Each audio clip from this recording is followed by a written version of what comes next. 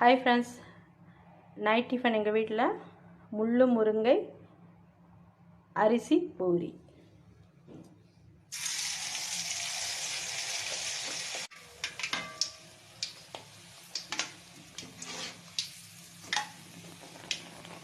பாருங்க फ्रेंड्स எவ்வளோ அழகா வருது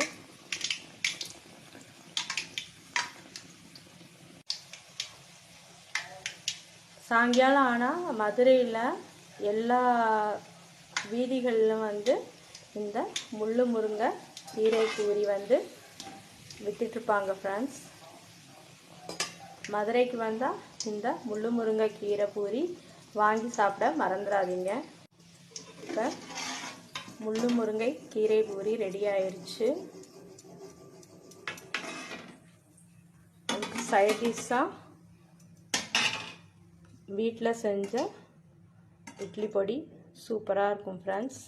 வாங்க ஃப்ரெண்ட்ஸ், சுட சுட முள்ளு முருங்கை கீரை பூரி சாப்பிடலாம்.